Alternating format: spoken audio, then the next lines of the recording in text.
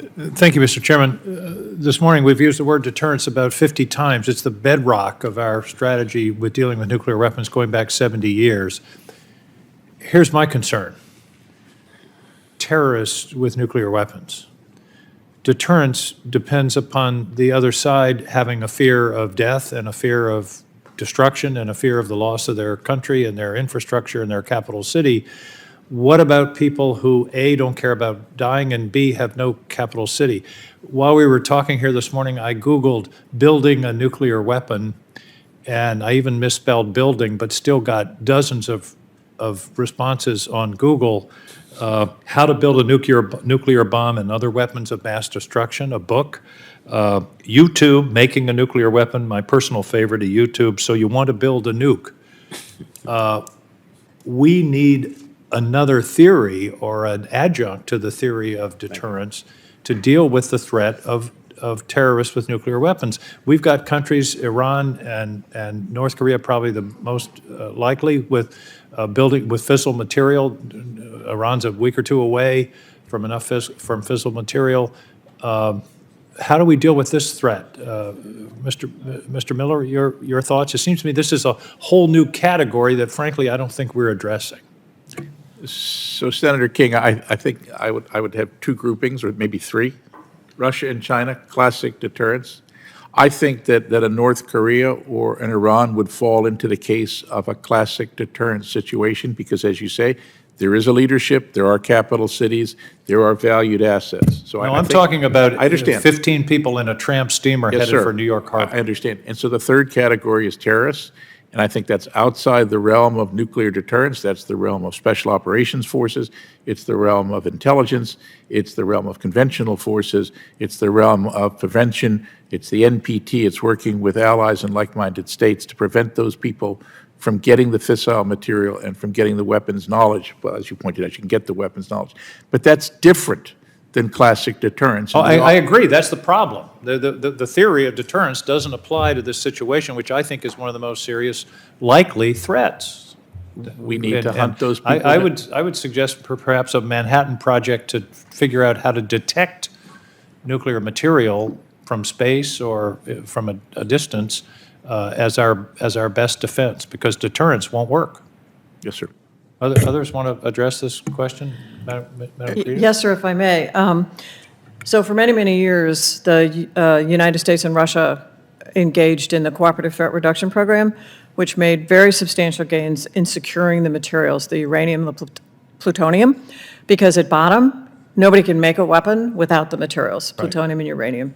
So the focus on materials continues to this day.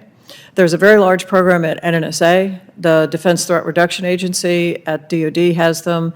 DHS is focused on them, and it ranges from all sorts of detection capabilities to even interdiction capabilities. Do you think it's adequate, or is this something that should be ramped up given the threat? So I think it's quite good. What I worry more about is that it's not well understood, and like other things, I think there's this personal opinion. Of course, I also think there's a little bit of maybe a boredom, maybe a tiredness with the threat of nuclear terrorism. It hasn't happened. We always thought it was going to. It hasn't happened. So I worry that the fear of it, the threat of it, isn't taken seriously, and it has to be. So all of these programs. The people that attacked us on September 11th killed 3,000 people. They would have killed 3 million if they could have. And I think this is something we have to take extremely seriously. Let me ask another question in a little bit of time left. It seems to me, Mr. Miller, that hypersonics changes the strategic balance altogether. And you suggested, I think it was you that was talking about the danger. You can have a nuclear weapon essentially dwelling in low Earth orbit over Washington. The analogy to the sword of Damocles is inescapable. Does this, it seems to me, we can talk about the technology of the command and control, but if the president, the vice president, and the leadership of Congress is gone, we're decapitated. There's no one to make the decision to launch, which undermines the deterrence because of the lack of a second strike, as you outlined. Should we have the vice president live somewhere else in the country? Should we disperse our leadership in some way? Because I think you raise a very important point. Without the threat of a second strike, of a retaliatory strike, deterrence doesn't work. And if part of that is command and control, and I don't mean technology, I mean people, maybe we ought to think about having the vice president live in Kansas City. I won't speak for Kansas City, Senator. So I'll be very careful in answering your question, because once upon a time I was involved in continuity of government programs. We need a survivable continuity of government to include nuclear command and control. Even a fractional orbital ballistic system would not come out of the clear blue sky. I mean, it would not come in a time of total peace. In a time of building tension, What if the weapon is up there permanently? It's in low Earth orbit, just like Starlink, only it has a nuclear weapon that it can then dive. My calculation is it would take about 10 minutes to hit the Earth out of from 1,200 miles. someone who owns it would need to make the decision to attack us. And Correct. presumably that would not come in a time of total peace.